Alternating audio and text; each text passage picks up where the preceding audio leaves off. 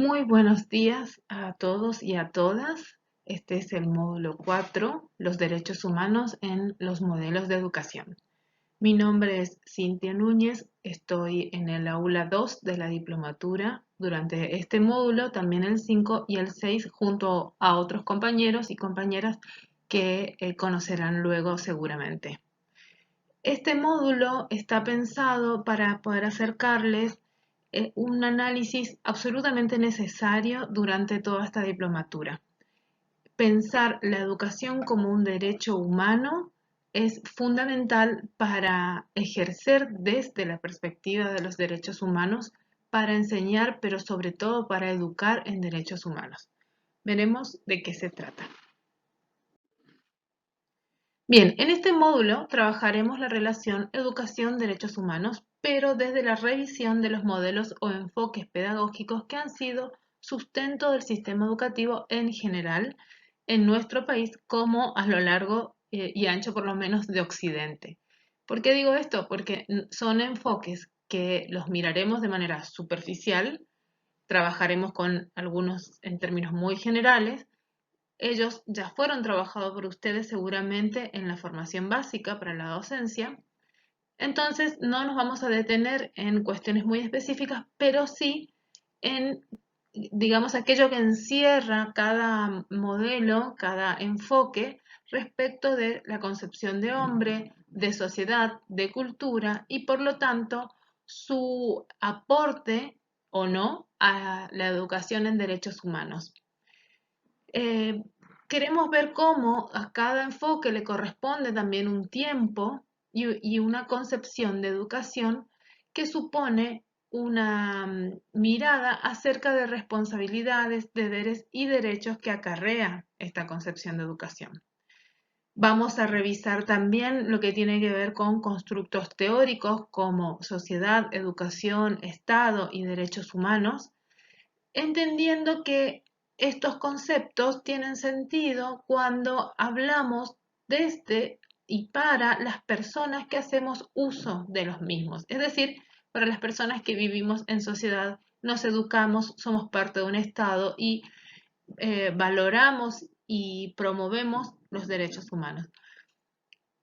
Esto es importante tener en cuenta porque más allá de que trabajemos con conceptos o con contenidos, la importancia de revisarlos está en que somos las personas quienes constituimos parte de estos constructos, los modificamos y los vivimos. En este módulo tenemos por objetivo al menos 5 puntos fundamentales.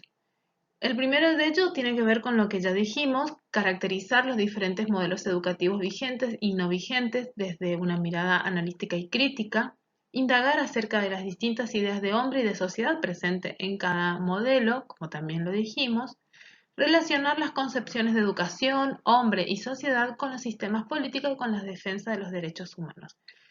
Pero en un segundo momento vamos a trabajar específicamente qué quiere decir, qué significa, cómo comprender la educación en derechos humanos.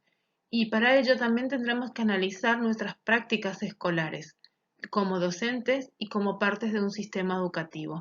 En un tercer momento trataremos de abordar cuestiones más bien, podríamos decir, pedagógicas respecto de la educación en derechos humanos. El contenido de esta clase está dividido en 3 bloques. El primero de ellos tiene que ver con estos constructos teóricos que mencioné en la primera diapositiva y son conceptualizaciones de partida. Debemos entender, comprender, revisar la mirada que tenemos respecto a algunas ideas que todos asumimos y que compartimos en algún punto o del cual todos creemos saber que estamos opinando bien.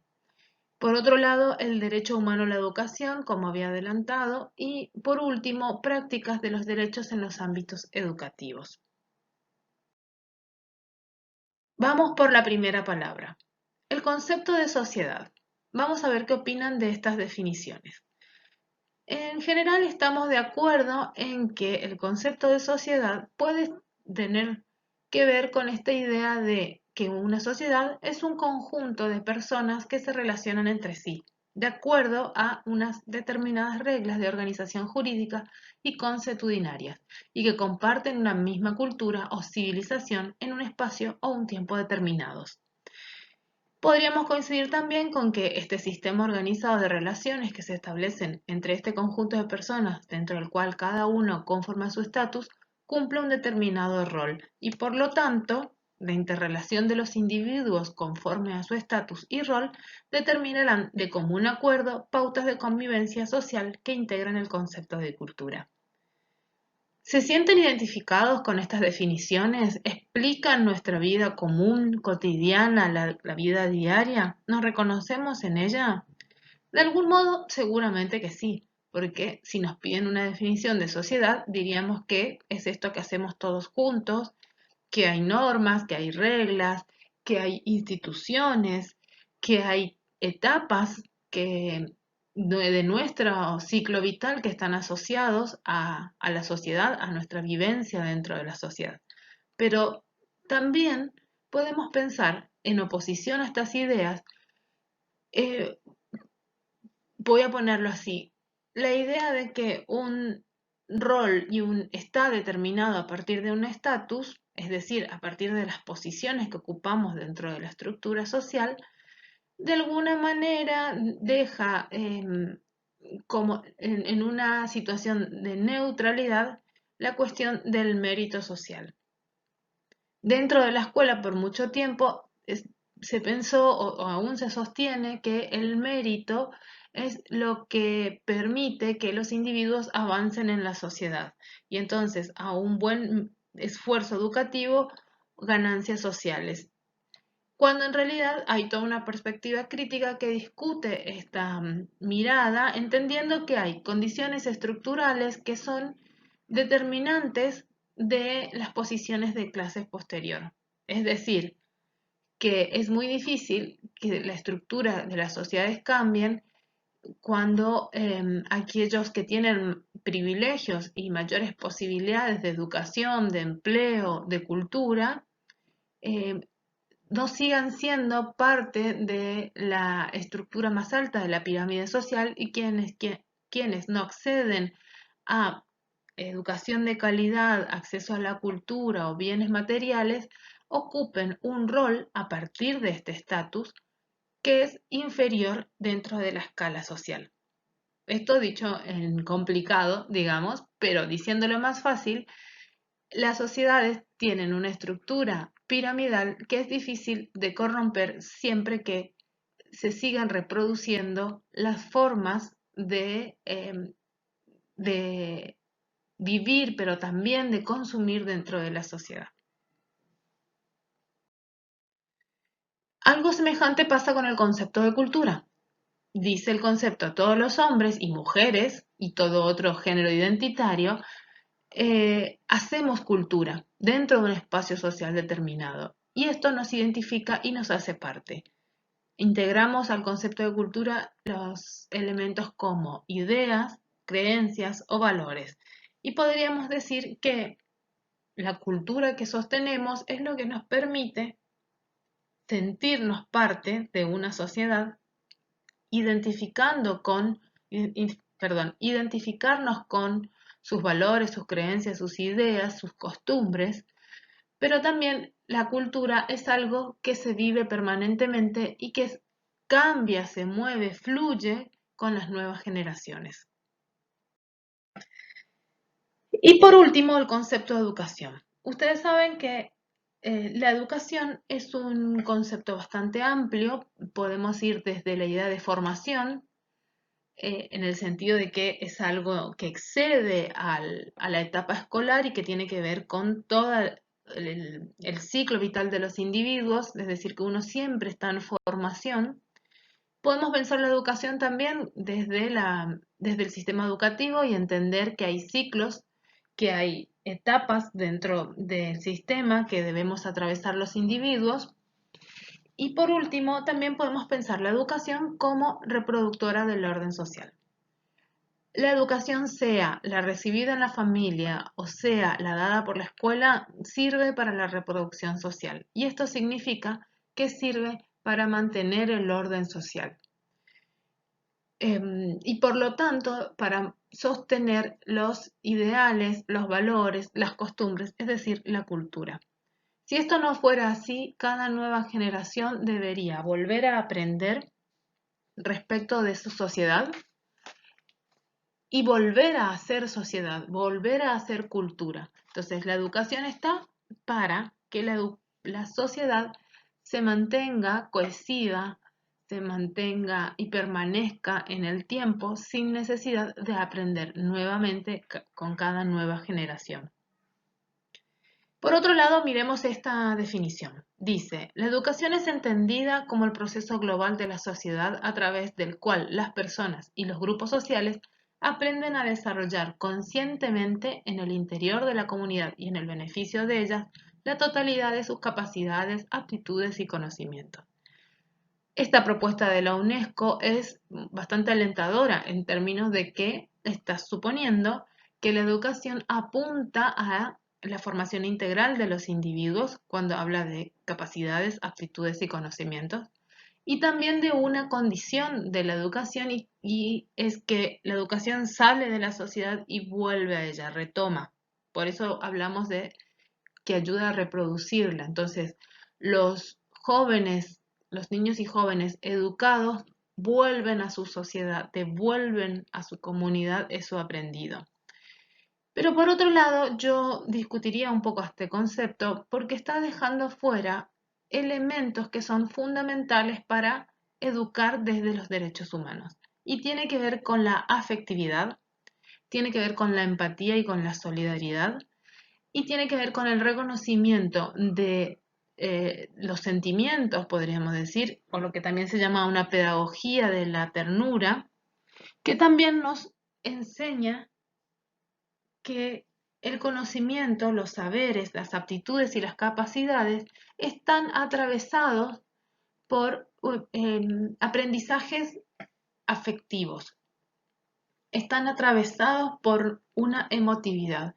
Entonces, los niños y jóvenes que pasan todos los años por el sistema educativo no solamente lo hacen de una manera racional para aprender contenidos, lo hacen fundamentalmente de una manera, podríamos decir, desde la sociología, desde la socialización de, de sus conocimientos, de sus sentimientos, de su afectividad y por lo tanto contribuyen a ello la formación de una identidad dentro de la escuela. Entonces, la escuela es fundamental y es importantísima en el desarrollo integral del individuo.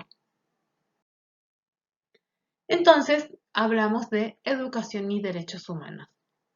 La educación, bueno, la relación que nosotros ofrecemos de estos dos conceptos de educación y derechos humanos no es exclusivamente curricular. En este módulo, pero también en las lecturas que ustedes tienen, van a ver que no apuntamos a que se sepan contenidos, a que se aprendan qué significa derechos humanos, sino a tratar de movilizar en ustedes y por ende tratar de que revisen y modifiquen si es necesario sus propias prácticas, porque entendemos que la educación es un proyecto socioeducativo y cultural y no exclusivamente curricular. Y en este sentido partimos de la idea de que la educación en derechos humanos no se puede enseñar, porque se educa en y para los derechos humanos. Se educa con ejemplo, se educa viviendo, comprendiendo, identificándose con el otro cuando su derecho está siendo negado, cuando su derecho está siendo perjudicado, cuando no está siendo reconocido. También vamos a reconocer nosotros que los derechos humanos, tal como vienen viéndolo desde el módulo 1, son una construcción moderna, pues datan del periodo post-Segunda Guerra Mundial. Acá tenemos un error. Es Segunda Guerra Mundial, no Primera. ¿Por qué luego la Segunda Guerra Mundial? Ustedes lo deben saber, pero tiene que ver con las injusticias que ocurren durante todas las guerras y que se perciben mucho más fuerte en este periodo, luego de 1945, cuando ya están instalados muchos discursos antibélicos y muchos discursos desde los derechos humanos. Saben bien que el antecesor a la Declaración de los Derechos Humanos tiene que ver con la Declaración de el ciudadano y de los derechos del hombre y del ciudadano en la Revolución Francesa, pero es siglos de desventaja frente a esta mirada nueva que ofrece hacer otras lecturas y que la declaración tenga alcances mayores que lo que tuvo la primera declaración de los derechos del hombre y del ciudadano, que lo habrán visto o lo verán, es bastante acotado e incluso aleja a la mujer de esa concepción. Pero además, los derechos humanos, como no pueden estar garantizados per se, tienen que crearse mecanismos que los protejan. Y entonces son los Estados reunidos los que acuerdan reconocer estos derechos como universales y como inalienables, y a partir de reconocerlos, de establecer estrategias, mecanismos que permitan o podríamos decir políticas que permitan garantizar la efectividad de los derechos humanos universales. En este sentido, la relación Estado-educación-derechos es fundamental, principalmente porque no podríamos garantizar ninguno de los derechos si no hubiera un Estado que esté apoyando y que esté albergando en su seno las estrategias que necesitan los sectores, sobre todo más humildes, para garantizar este derecho. El Estado es el que debe cuidar de sus ciudadanos y sobre todo de aquellos que no, por sus propios medios, no pueden garantizarse los derechos universales. Entonces, ustedes bien saben, el derecho a la educación es un derecho de segunda generación.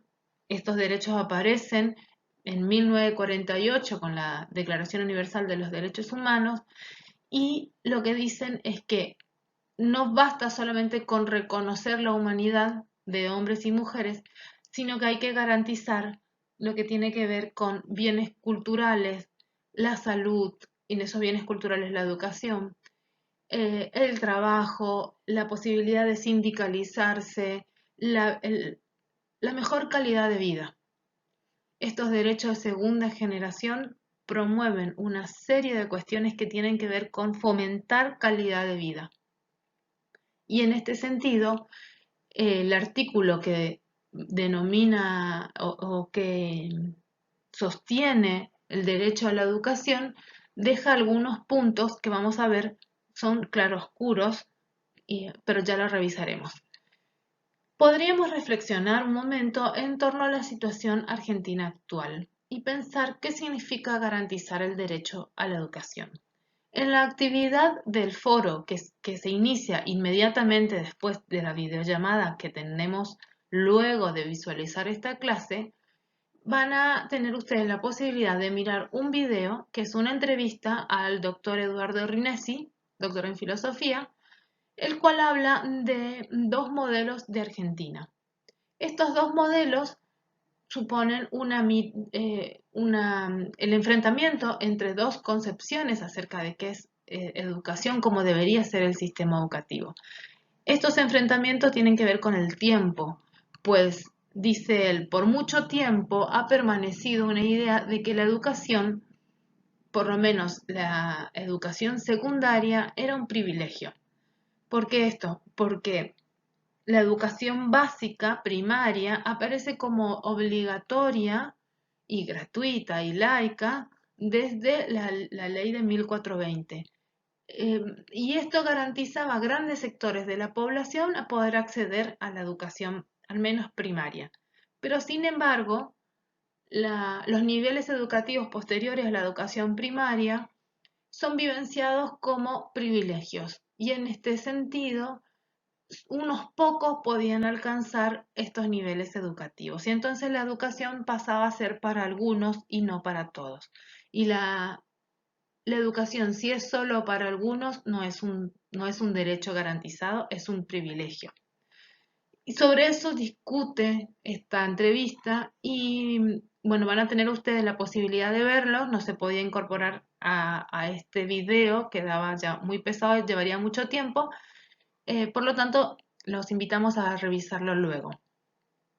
Esta mirada acerca de dos modelos sobre la educación se contradice con, perdón, el primer modelo se contradice con el segundo que aparece luego de la Ley de Educación Nacional, la cual viene a cerrar todo un proceso que ya venía dándose con la ley federal, que tiene que ver con garantizar desde el Estado la obligatoriedad de la educación y el derecho a la educación hasta la educación secundaria. Entonces, ya no queda rezagado a solo un sector, aunque mayoritario, por lo general empobrecido, que pueda acceder a la educación pública argentina, sino que el Estado debe apoyar la permanencia, primero el acceso y luego, por último, el egreso en altos niveles de calidad de toda la población en edad escolar. Este ejemplo es uno de los que nos ayuda a aclarar la relación Estado-Educación-Derecho.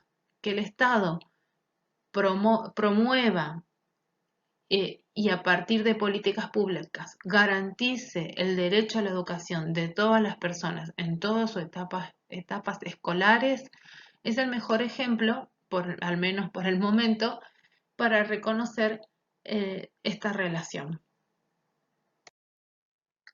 Decíamos, el derecho a la educación aparece en 1948 cuando la UNESCO lo planteó como parte fundamental de los derechos del ser humano que se producen en la Declaración Universal de los Derechos Humanos. Lo que decíamos recién, Argentina desde 2015 logró que todos los niños, niñas y adolescentes puedan completar la educación básica con 10 años de escolaridad completo. Y a partir de la ley de 2006, esta obligatoriedad está planteada hasta el nivel secundario. Entonces supone también la reducción de altos niveles de analfabetismo, la oportunidad educativa y cultural para una gran mayoría de la población que antes no veía posible su educación secundaria o superior. Y eso también se traduce en la cantidad de universidades que fueron creadas, sobre todo en sectores más alejados, no tan céntricos, como en el conurbano bonaerense.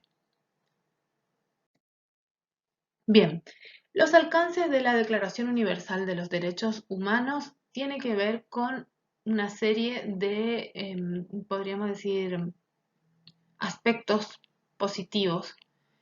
Y el primero de ellos es justamente la positivización. ¿De qué habla la positivización? De que la Declaración de los Derechos Humanos permitió que los estados puedan efectivizar la garantía de esos derechos a partir de políticas públicas que permitan el acceso no solamente a la educación, como en nuestro caso, sino también al sistema de salud, al sistema de viviendas, al trabajo, a una mejor calidad de vida a través de mecanismos legislativos y políticas públicas de atención a la población. Por otro lado, el alcance de la Declaración Universal de los Derechos Humanos es general. La mayoría de los países firmantes, que no son todos los del mundo, pero sí son una gran mayoría, acuerdan en que los derechos son universales e inalienables y que por lo tanto deben ser cuidados como tales.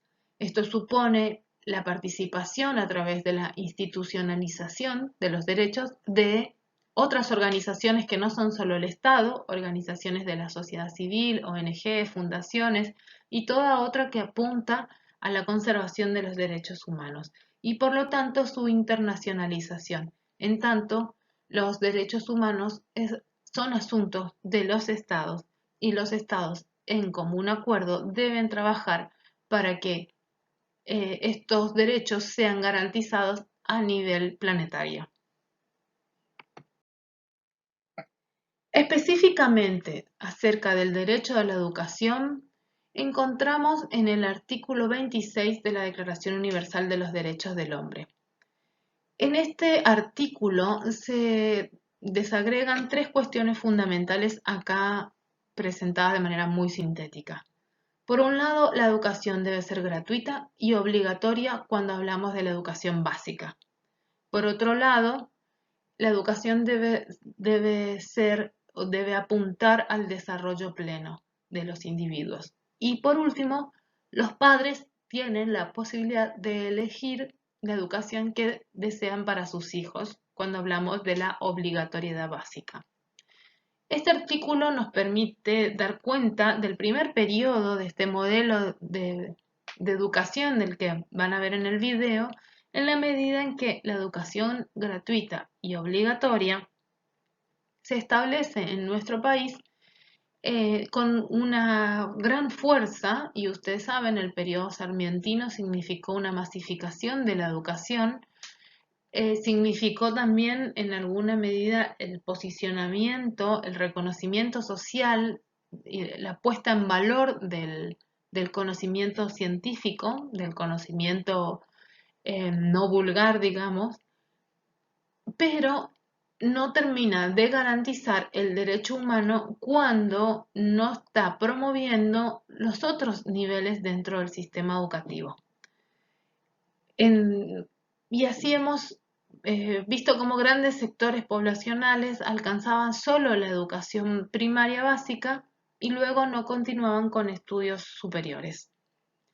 Por otro lado, sí, la apuesta hacia el desarrollo pleno, hacia la integralidad, se condice con lo que hoy reclamamos para la educación en derechos humanos. Y por otro lado, la posibilidad de los padres de elegir qué tipo de educación reciban sus hijos es también un gran paso en la autonomía y en la, digamos, en la mirada democrática acerca de cómo deben desarrollarse las sociedades. Este artículo tiene algunos alcances según la UNESCO también. Por un lado, el artículo está proponiendo y está tratando de garantizar y efectivizar el derecho a la educación solicitando disponibilidad. ¿Qué quiere decir esto? Que los estados tienen que poder garantizar un banco, básicamente, a toda la población en edad escolar. Debe garantizar disponibilidad para el ingreso escolar y a partir de eso también accesibilidad. Y esto supone muchas condiciones o muchos elementos para generar las condiciones. La accesibilidad tiene que ver con dejar ingresar a los alumnos y no excluirlos de manera arbitraria y antes del ingreso. Tiene que ver con no permitir situaciones de discriminación y en este sentido vamos a la aceptabilidad de que los alumnos tengan todas las mismas posibilidades de ser aceptados y no solamente dentro del sistema educativo, sino también en un ambiente de cordialidad, de afectividad y de acompañamiento de su proceso. Y por último, adaptabilidad, que me parece uno de los alcances más claros cuando hablamos de derechos humanos, porque está suponiendo que la escuela, y el Estado debe garantizar eso, tenga la posibilidad de integrar a todos los alumnos en edad escolar, sea cual sea su condición. Y esto supone, por ejemplo, la adaptabilidad de los edificios a los alumnos con capacidades diferentes o con discapacidad. Pero no solamente a eso se refiere la adaptabilidad, sino a podríamos decir, a la generación del encuentro con el otro para que el otro pueda realmente adaptarse al sistema educativo. En este sentido, la educación por los derechos humanos apunta a una escuela para el cambio social. Y nosotros decimos, junto con Freire, que nadie se educa a nadie, que nadie se educa solo y los hombres se educan entre sí con la mediación del mundo. Entonces, lo que tratamos de sostener o de promocionar es un punto de vista ideológico. Educarse es un compromiso comunitario, es una responsabilidad compartida que busca justicia, igualdad y libertad. Volvemos a repetir, los derechos humanos no se enseñan, se educan ejercitándolos. Muy bien, hemos llegado al momento de los enfoques. A partir de ahora vamos cerrando el módulo, digamos, para ir especificando mejor y particularizando el punto de anclaje de este módulo. Los enfoques de educación son un producto asociado a un tiempo particular, sostienen una concepción de hombre y de mujer, por supuesto, y en torno a ello una idea o varias ideas respecto de cómo debe ser la educación, en términos de contenidos, recursos, alcances, objetivos, etc. Pero también definen quiénes son y cómo deben ser los docentes y los estudiantes. Entonces, a cada enfoque le va a corresponder una mirada particular sobre estos tópicos: el sistema educativo, las prácticas escolares, los docentes, los estudiantes. Pero la riqueza de pensar desde enfoques de la educación es que estos son compartidos por su sociedad, es decir, hemos acompañado estos enfoques como sociedad durante generaciones. Y además, estos enfoques están garantizados mediante normativas y a partir de leyes educativas. Como ustedes seguramente tienen un conocimiento respecto de los enfoques, haremos una revisión bastante superficial. Por un lado, tenemos la educación tradicional. Esta educación que, por ejemplo, yo pregunto a mi madre y lo reconoce perfectamente, donde el énfasis está puesto en los contenidos. Una educación de corte tradicional que está basada en la transmisión de conocimientos y valores de una generación a otra. Es la idea de reproducción social pura. El profesor es aquel que sabe, es el instruido, y los alumnos, los estudiantes, aquellos que no saben, un recipiente vacío, una tabla rasa que hay que llenar o hay que imprimir de sabiduría. La cuestión con este enfoque es que hay una mirada, un sobrevalor sobre el contenido y sobre esta idea de conocimiento como sabiduría, ¿no? Como una cuestión cultural que opaca todas otras formas de trabajo docente, de relación con el alumno, de relación con el conocimiento y de las formas de aprendizaje. Entonces, ¿qué tipo de derechos o pensamientos sobre derechos humanos se puede haber sostenido en esta educación tradicional? Y posiblemente asociada a la idea de que es un derecho educarse, pero es un derecho que se lo debe ganar por el esfuerzo, por el mérito, por el trabajo y al mismo tiempo que debe demostrar a partir de poder recitar la lección, de decir de memoria las tablas, de aprenderse ejercitando repetidamente sobre algún contenido en particular. Entonces, posiblemente se observen aquí un derecho humano a la educación, pero asociado a la idea de un derecho que debe ganarse. Por otro lado, la educación tecnológica apunta a los efectos y esto tiene que ver con apuntar a modelar la conducta de las personas con objetivos previamente establecidos. Este modelo de educación tecnológica tiene, digamos, un periodo de fuerte aceptación y es también, coincidentemente con la Declaración de los Derechos Humanos, el periodo de posguerra de la Segunda Guerra Mundial. ¿Por qué este periodo? Porque los estados potencia, como Estados Unidos, como Japón, como Rusia, se dan cuenta de que el verdadero poder, el recurso más poderoso de una nación, son sus ciudadanos educados y en este sentido los científicos.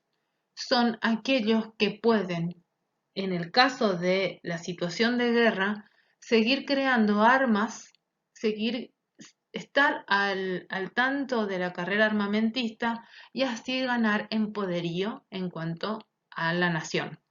¿Qué quiere decir esto? Que lo que se vuelve importante es el conocimiento científico, el conocimiento validado por la ciencia.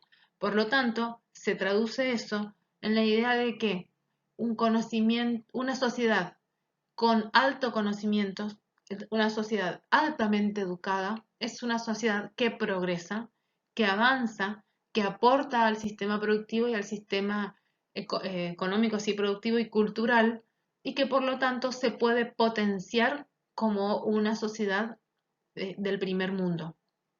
Entonces, durante este periodo, sobre todo en los Estados Unidos y países de potencias mundiales, se considera que la educación debe masificarse. Se produce una expansión educativa muy grande, se crean instituciones de largo alcance, es decir, llegan a sectores sociales y a sectores territoriales muy alejados, suponiendo que la formación de recursos humanos, es decir, de personas educadas, de personas que construyen saberes, es lo que va a hacer avanzar a las sociedades.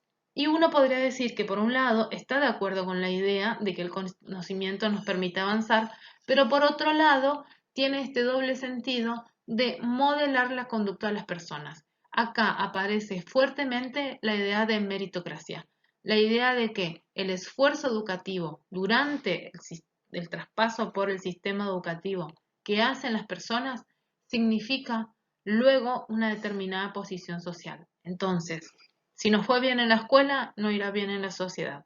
Y eso aparecía como un discurso garantista de las posiciones sociales. Luego vendrán las teorías críticas para echar por tierra esta mirada que lo que hacía era individualizar al fracaso y promover como si fuera un mérito condiciones que estaban con anterioridad dispuestas en el individuo. Por ejemplo, pertenecer a determinada clase social acomodada. Y por último, la educación crítica. La educación crítica pone énfasis en el proceso. Entonces, esta es la que está bien distinta, porque la tradicional y la tecnológica ponen énfasis más allá de lo que dijimos de los contenidos y de los efectos, tienen una mirada sobre el contenido y una valoración del mismo bastante fuerte y superior respecto de este modelo de educación crítica. Este modelo es lo más próximo a lo que tratamos de ver con los derechos humanos, con la educación de derechos humanos, porque se preocupa más bien por cómo se comunican los contenidos, por cómo se producen, cómo interactúan las personas con esos saberes, qué sabe la comunidad, cuál es su bagaje histórico en términos de saberes, y valorar eso, la sabiduría de las comunidades y el proceso de apropiación de un conocimiento, de cómo uno construye saberes a partir de estos procesos educativos, no sobre la repetición, no sobre la memorización, sino sobre un trabajo integral, sobre aprender a aprender, sobre un trabajo, un aprendizaje constructivo, significativo, fuertemente.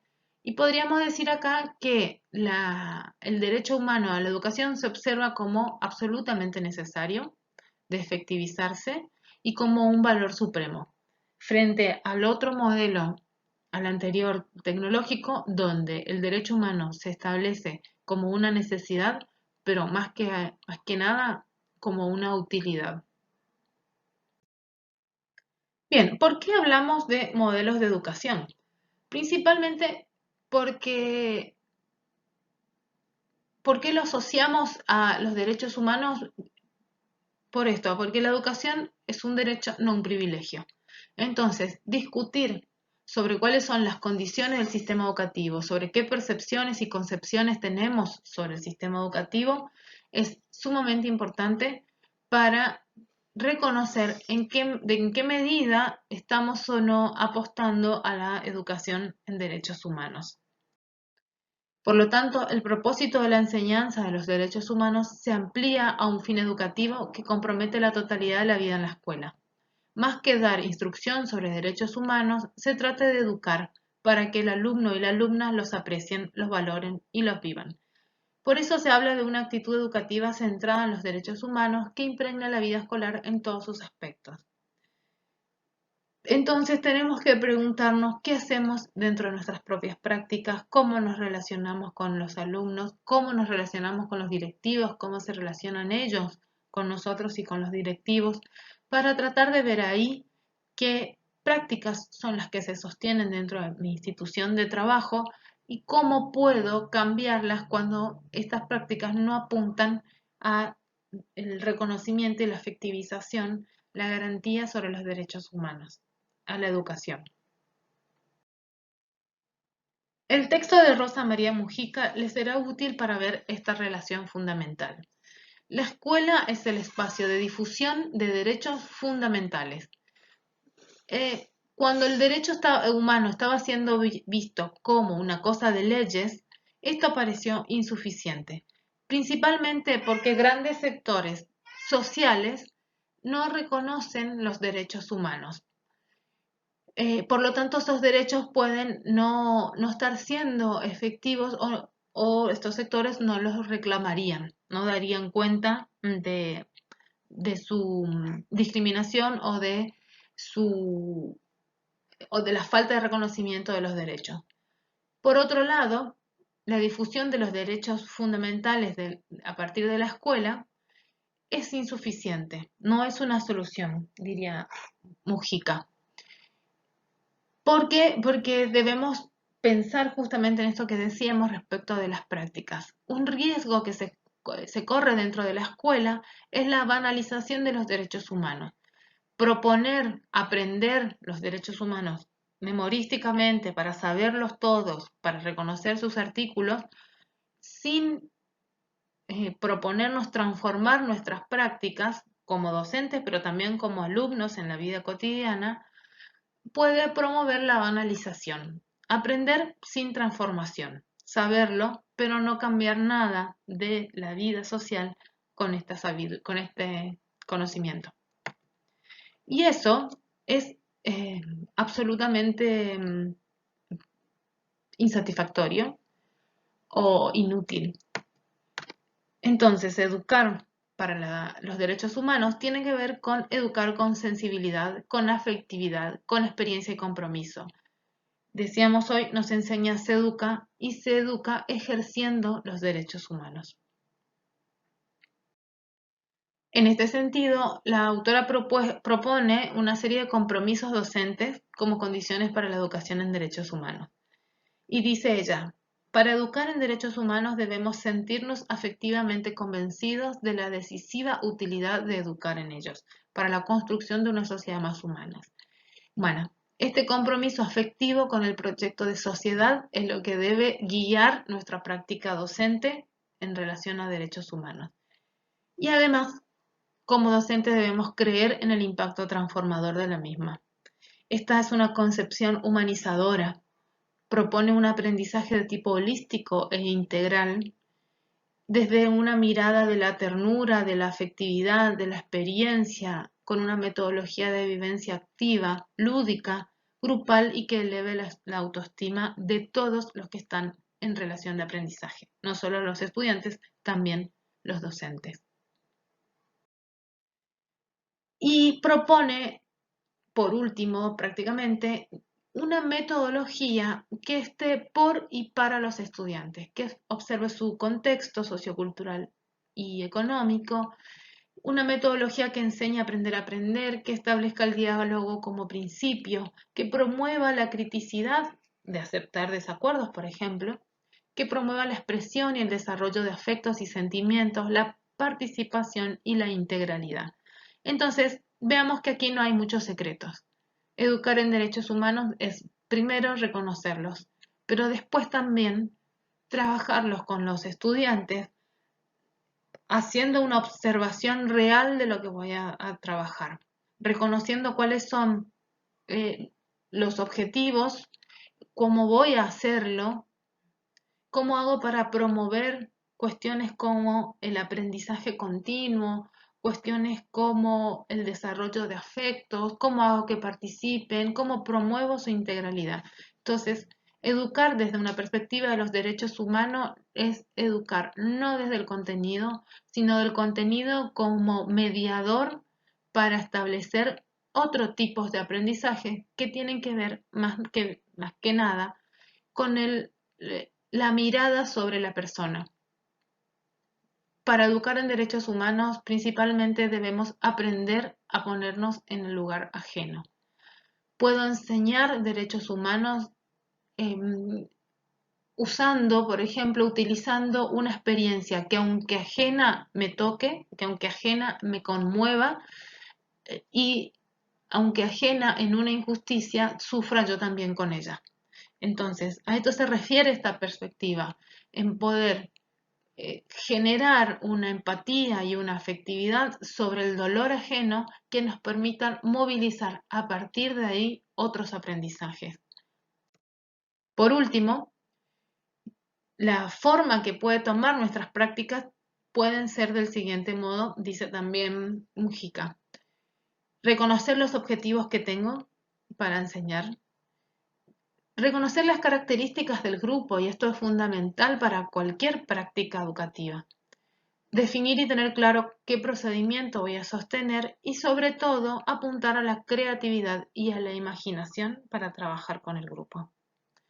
Bueno, no era intención de este módulo dar contenidos que tengan que ver con didáctica, pero sí tratar de movilizarlos a pensarnos de nuevo desde esta percepción de los derechos humanos, a pensarnos de nuevo como sujetos humanos en relación con otros humanos, con otras personas que están en un proceso formativo distinto y que por eso debemos tratar de generar condiciones dentro del aula o dentro de la institución que nos permita trabajar desde la integralidad, la solidaridad, con un sentido de justicia y en términos de paz.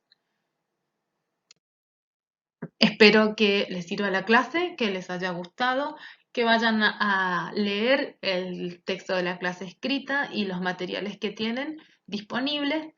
Muchas gracias por su atención y nos vemos en el encuentro presencial virtual.